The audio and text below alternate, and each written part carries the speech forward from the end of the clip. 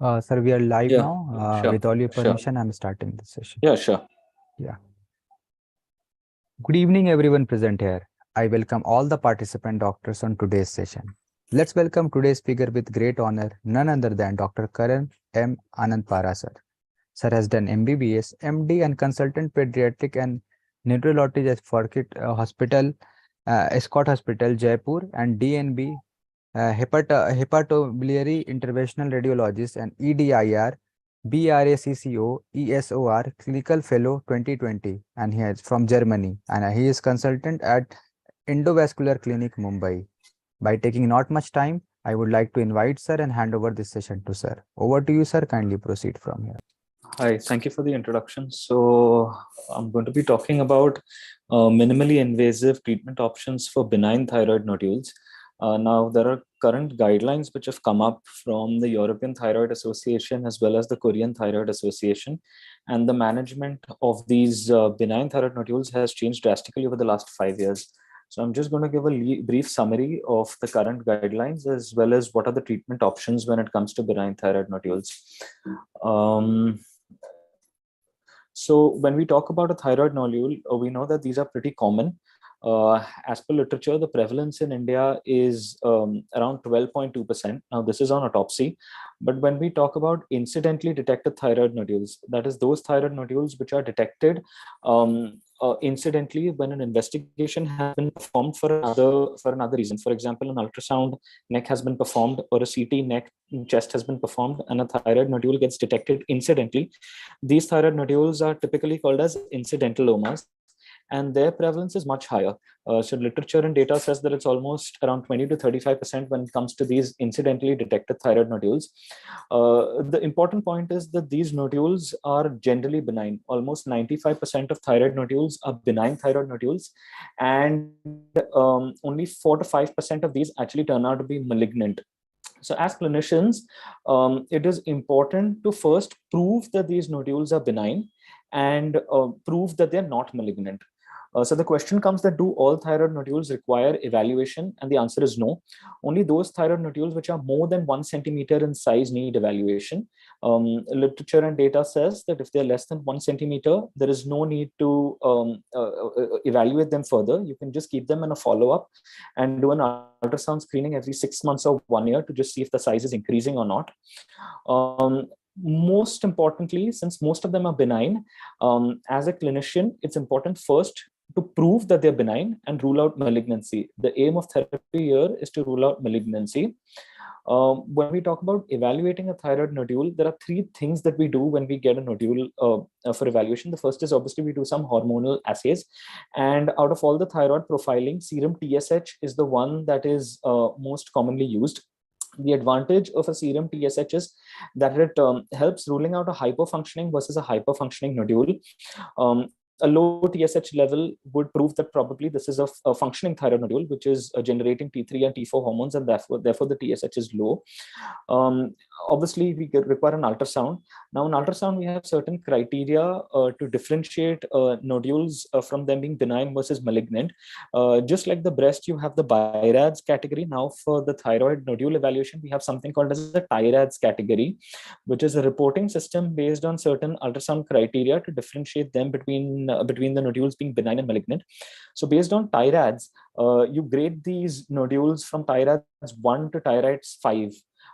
With TIRADS 5 being high probability of those nodules being malignant, and with TIRADS 1 basically them being benign. So if you have a purely cystic lesion, or you have a very hyperechoic lesion on ultrasound, which is extremely well defined, these all are signs that these nodules are benign, and you would rate them as a TIRADS 1 or a 2. Vis-a-vis if you've got a nodule which is extremely hypoechoic, ill-defined, large in size, the margins are irregular, then you would probably think that these are malignant nodules, and you would probably rate them as a TIRADS 4 or a TIRADS 5. Now, after the serum TSH and the USG categorization of these nodules, you require something called as an FNAC, which we all know as a fine needle aspiration cytology. We've now started replacing doing FNACs also with core biopsies. So rather than using an 18 gauge needle, which we generally use for other core organ biopsies, We use a slightly smaller gauge a needle for biopsies. We started using a 20 gauge biopsies for these nodules. And based on these three criteria, that is your TSH, which will tell you whether it's a hypo or a hyperfunctioning nodule, your ultrasound criteria, and your FNAC, you can then label these nodules as whether they're actually benign and whether they're malignant, or whether they're intermediate and they require just a follow-up. So coming back to benign thyroid nodules, because that is what we're going to be discussing today, and these can either be colloid nodules, which are most commonly seen. These are hyperplastic colloid nodules, or you can have multiple nodules in a case of goiter, and they may be toxic or non-toxic. I mean, they may either be functioning nodules or they may be non-functioning nodules. And from the benign spectrum, we come across cysts very common, which may either be purely cystic or they may have some sort of solid cystic component, like a colloid cyst. And then you can have nodules related to an underlying thyroiditis. So the question again comes that do all benign thyroid nodules require treatment? Now, after we've got a TSH, we've got an ultrasound, and we've got an FNAC to prove that they're benign, the question is that do they all require treatment? And the answer again is no. Only those benign nodules which are symptomatic, that is, they're either causing pain, or they're causing cosmetic disfigurement, or they're causing certain compressive symptoms like dysphagia or dyspnea, pressure symptoms in the trachea or the esophagus, or a feeling of lump in the neck. Those are the ones that require treatment. So it's only symptomatic benign nodules that require treatment. Malignant nodules do not require any treatment. Malignant nodules require surgical treatment, but asymptomatic benign nodules do not require any treatment. They only require to be followed up. So when it comes to benign nodules, primarily we've been used to sending these nodules for surgery. So they either go ahead with a thyroidectomy or a hemithyroidectomy. But there are multiple issues when it comes to these surgeries. Firstly, that these are major surgeries. Data has shown that over the last decade, there has been a liberal overuse of thyroidectomy, and the percentage of thyroidectomies has jumped from 37% to almost 73% in the last 10 years. One of the major complications or side effects of a thyroidectomy is that almost 15 to 22% of these cases will land up getting hypoparathyroidism post-procedure, and almost 25% will eventually require thyroid hormone supplementation. So to counteract these issues when to surgery, that is to thyroidectomy and hemithyroidectomy, now minimally invasive treatment options have been proposed for benign thyroid nodules. Mind you, these are the treatment options which as per guidelines are now approved only for benign nodules. The moment that these nodules are malignant, or there is a suspicion of malignancy on ultrasound or an FNAC, surgery is the only option. So these are only for benign symptomatic nodules that these guidelines have come up. And the advantages of these minimally invasive treatment options is that they do not require any general anesthesia. They're done under local anesthesia only. There's no surgical incision. There is no removal of any healthy thyroid tissue at all. So there are no complications when it comes to hypothyroidism or hypoparathyroidism. Those issues are to the bare minimum. And these are daycare procedures which are just done on ultrasound guidance. So the patients are, these procedures are performed under local anesthesia. The patient walks in and walks out of the procedure room itself. So two minimally invasive treatment options are available: chemical ablation, which is ethanol ablation, and this is approved for purely cystic thyroid nodules. And when it comes to solid cystic or purely solid nodules, we have thermal ablation options. And in thermal ablation options, both radiofrequency ablation as well as microwave ablation is available in India. In European centers as well as in Korea, even laser ablation is now approved. But in India, we're now performing two kinds of thermal ablation, that is heat to ablate the entire nodule, that is either using radiofrequency or microwaves. And interestingly, these have been now included in the guidelines. So the Korean Thyroid Association, they had come up with the first set of guidelines in 2012. And in 2017, they've come up with the revised guidelines, and thyroid radiofrequency ablation or thyroid RFA for benign thyroid nodules is now approved by the KTA. And more recently in 2020, you had the European Thyroid Association, the ETA, and they've come up with clinical practice guidelines for the use of image-guided ablation, both thermal as well as chemical ablation for benign thyroid nodules as well. I'll just go through some of the recommendations that they've come up with. And the most important recommendation that they've come up with is that in adult patients with benign thyroid nodules, and mind you, these are only benign symptomatic thyroid nodules, that is those thyroid nodules which are causing pressure symptoms, either in the form of dyspnea, dysphagia, or cosmetic disfigurement. And those in which surgery cannot be performed, data, various studies, including RCTs, including meta-analysis, have shown that yes, image-guided thermal ablation as well as chemical ablation can be considered as a cost-effective and a risk-effective alternative option to surgery.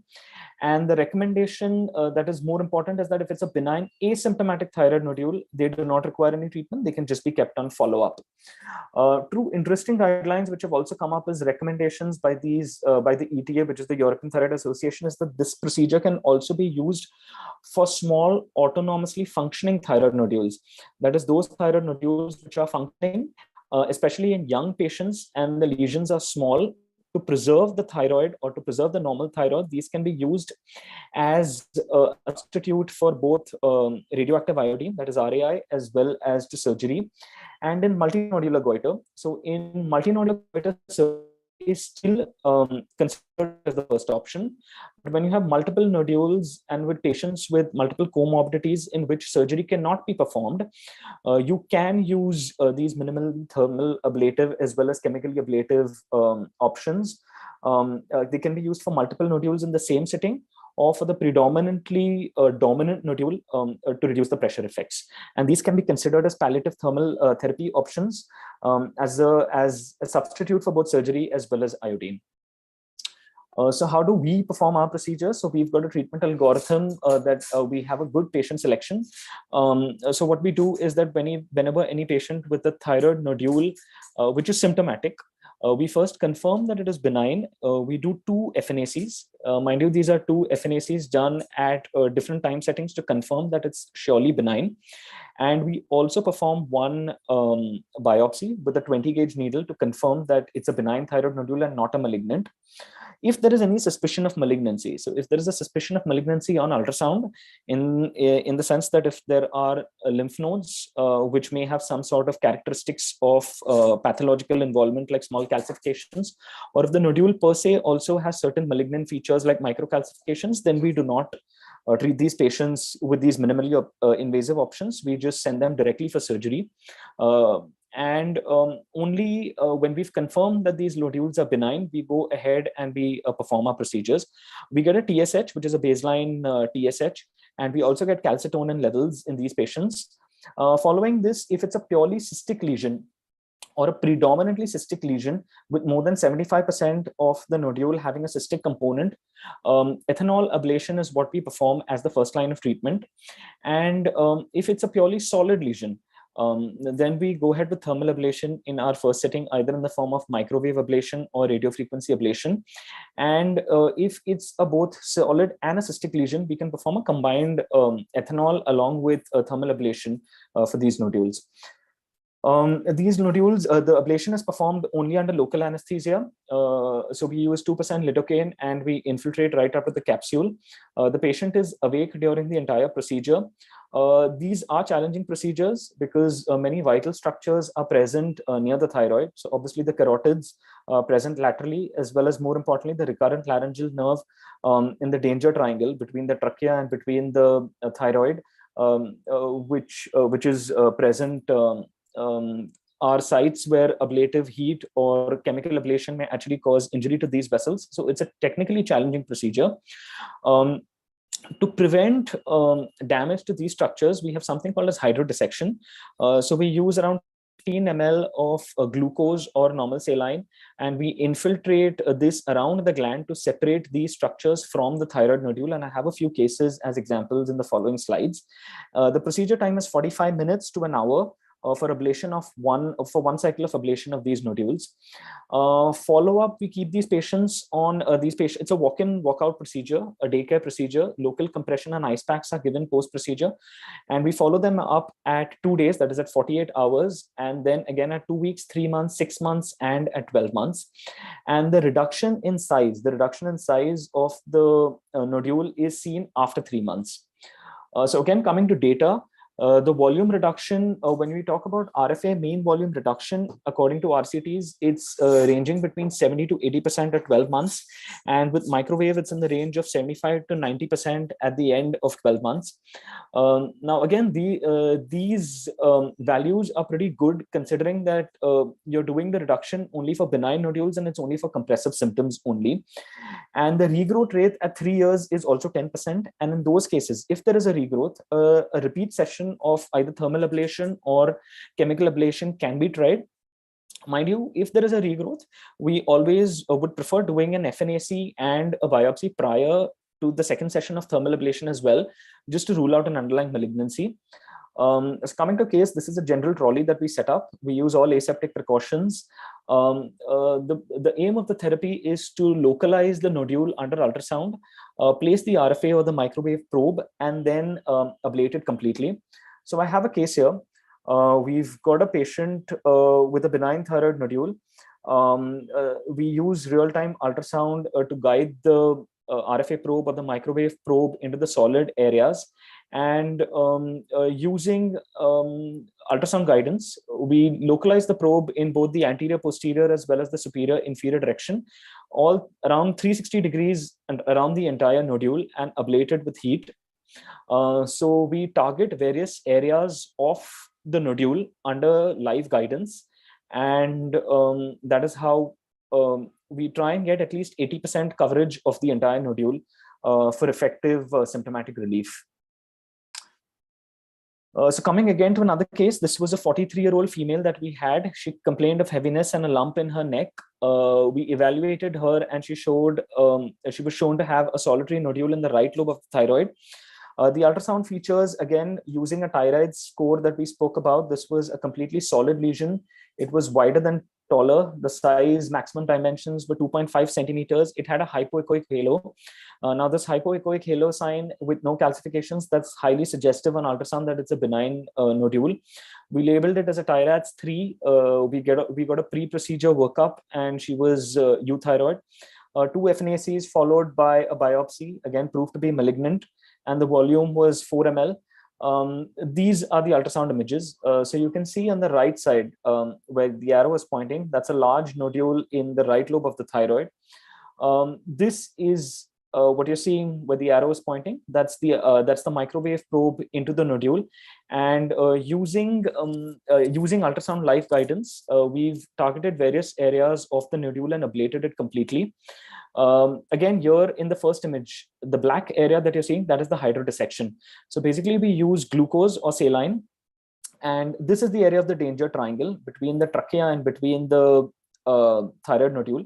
So we use around 10 ml of saline, and using saline, we dissect and we separate the thyroid gland from the recurrent laryngeal nerve, and then we go ahead with dissection. We got this patient on a 4-month follow-up, and the nodule had shrunken in size completely. The dimensions were now 1.5 by 1 centimeter with a volume reduction of 50%. And this was the nodule on post-procedure follow-up. Now, mind you, we are doing these nodules only for symptomatic relief. So a volume reduction of 50% is pretty good. So the take-home points are that, yes, as per latest guidelines, both by the Korean Thyroid Association as well as the ETA, now for benign symptomatic thyroid nodules, ablation, both thermal ablation in the form of RFA and microwave, as well as ethanol ablation, chemical ablation, now in the guidelines as alternative treatment options. The key here is to rule out malignancy. So if it's malignant, we send them for surgery immediately. But again, as per the 2022 guidelines of ETA, this procedure has also been approved for minimally invasive thyroid microcarcinomas. Mind you, we are doing these only for symptomatic benign thyroid nodules. For asymptomatic benign thyroid nodules, they just kept on follow-up. And we can use ethanol as well as thermal ablation for both. So thank you. And I'm ready to take in questions. Thank you so much, sir, for giving your valuable time and sharing your knowledge with us and making this session informative one, sir. I definitely think this session knowledge is going to help all the participant doctors who have joined this session. Thank you. Sir, I can see, sir, we don't have received any question from the participant, but Dr.